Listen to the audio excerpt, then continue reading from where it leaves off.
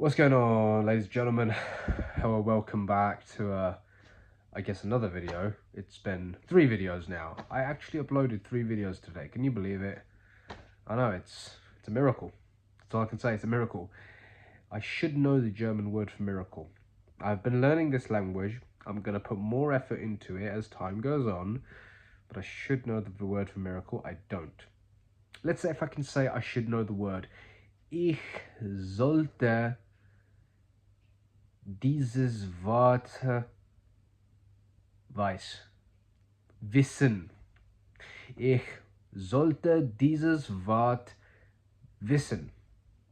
I should know this word, or what this word is. Let's see. Anyway, what did I want to do? Well, I think I wanted to first off talk about speaking, right? The craft of speaking. Now, I'm an amateur in this. I've been talking on YouTube for years.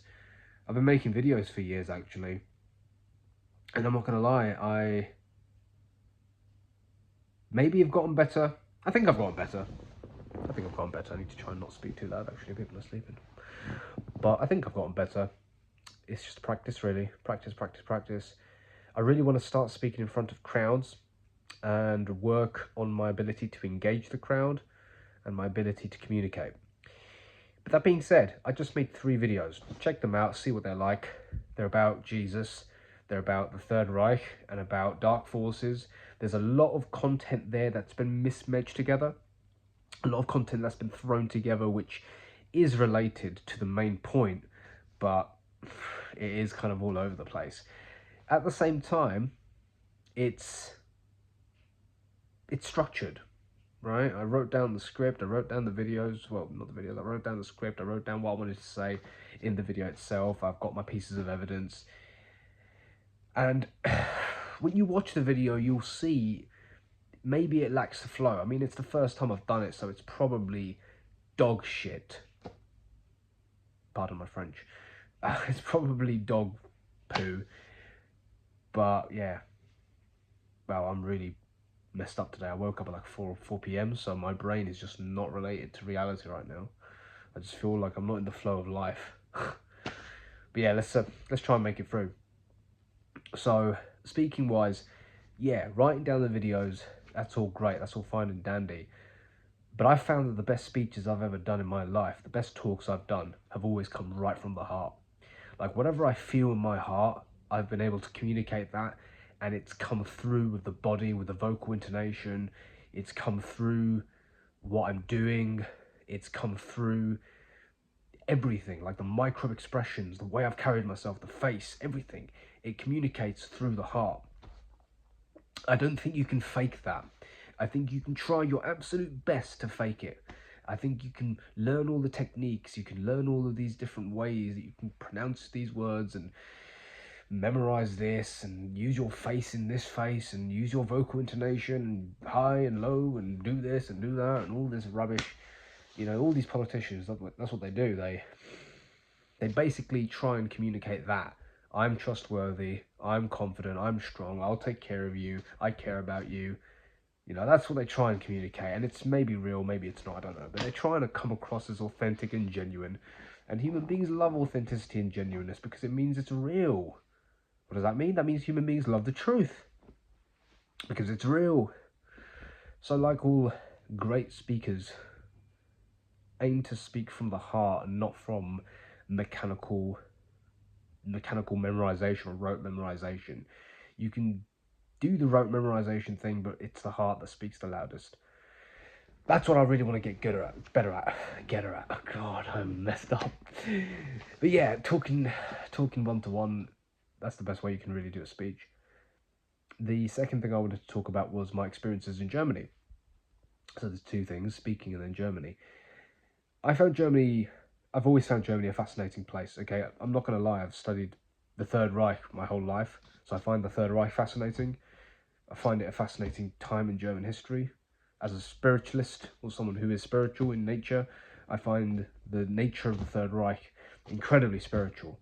It was a dark force, top-heavy situation where I believe that Hitler was possessed by dark forces and the principalities of evil, so to speak. And that's what allowed him to really lead the way he did. But my experience in Germany and Austria was interesting. My general impression was it was a dream to be there, firstly. Absolute dream to be in Germany. After so many years of dreaming of traveling there and visiting Germany and just going through it and seeing all the places that I've always wanted to see. I went to go see Berchtesgaden, I went to go see Braunau an Inn, I went to go see Munich, I went to go see Vienna, Salzburg. I saw so many people, so many places, and I had so many experiences with the people itself. So it was great. Okay, my first impression of the German people and Austrian people, they're not the same, by the way. German and Austrian people, I do believe, are different. There is a similarity between the two, but I would say that still, it's not good to jump and lump them into the same category of people. But yeah, let's just put them in the same category for now, Germanic people. Germanic people in general are quite similar anyway, like all the way from Germany right all the way to Norway and Sweden. They're quite similar in nature and character. They definitely are similar in nature and character, just like Northern Europeans in general are similar in nature and character. Then again, I'm not saying they're the same. Like, Irish and English people are more similar to each other than English and German people are, for example.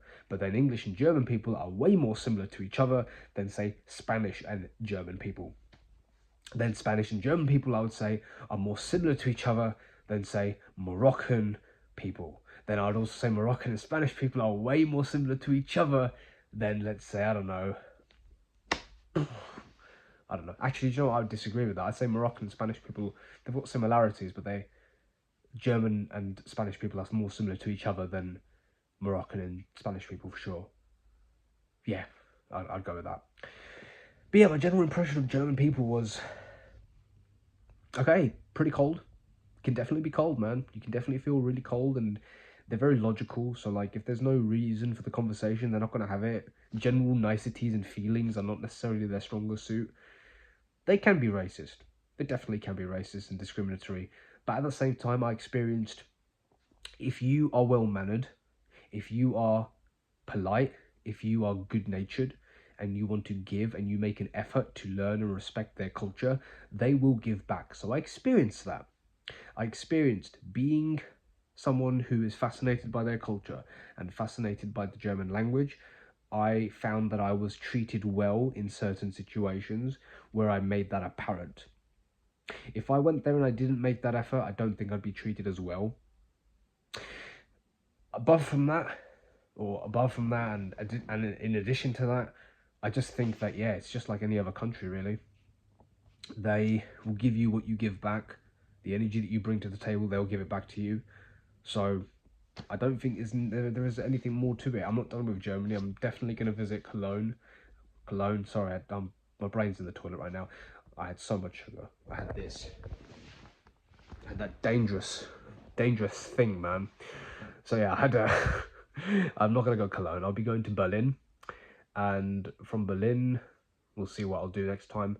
But yeah, Berlin's the place I really want to go to. I went to Cologne before, I went to Aachen before, I went to Munich, as I said.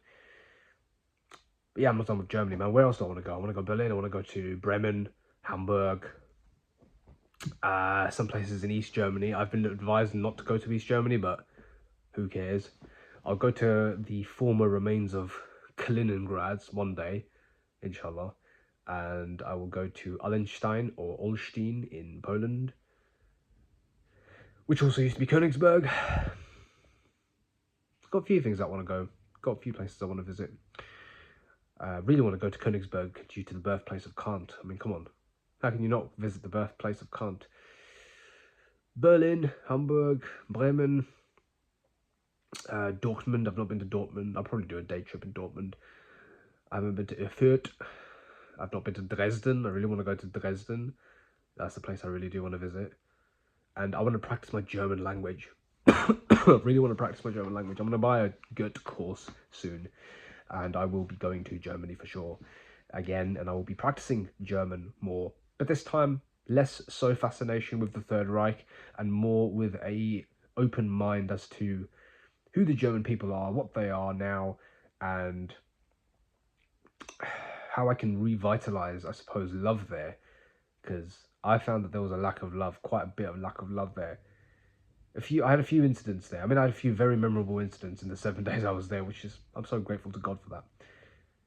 A few, like one where I met a Spanish girl who was having a coughing fit, bless her heart, and I helped her out, and then she was like, I think from the get-go she was interested. You know, I could sense that she was giving me real positive vibes and positive energy, and even after that she was still giving me positive energy. And there was a moment where I probably should have exchanged contact details, but I didn't, and I kind of let her go, and I felt really bad about it later on. I didn't feel bad, but I felt saddened. I was like, sometimes God opens doors for you, and that opportunity was right there. I feel like that was one of them. But yeah, that one walked away, so I have to take that on the chin, man.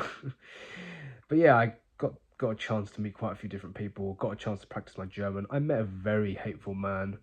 I think he was just going through a lot in his life, to be honest. This was in Vienna. He was a German, but he was living in Vienna. I think he was homeless. He was only there for one night. He was very, very drunk in the middle of the night, so I think he was homeless, bless him. And he was giving me a lot of hateful vibes. But I spoke to him about the gospel. I spoke to him about Christ. And I said to him that, Jesus, he says love's the path to all good things, not hate. Hatred is not the path, man. And when you read about the Nazis, all of them were bright, intelligent young men. Hitler, Goebbels, Hess. But they were all seduced by resentment. If you look at any Holocaust or even Third Reich historians and scholars, they all say the same thing, that they were motivated by resentment. And of course, the chief architect of them all, Jordan Peterson, of the scholars and the academics, that is, he talks a lot about bitterness and resentment being the key to the Cain archetype. Cain, of course, was resentful and bitter and killed his brother. So we've got to be careful, man, of resentment and bitterness. Love is the way. Love is the only way. And that's the message of Christ right there. It really is, man. It really is the message. He wasn't BSing when he talked about love. So yeah, Germany was interesting. I will definitely be making a second trip to Germany, but this time I'm going to be a little bit more, with God's grace.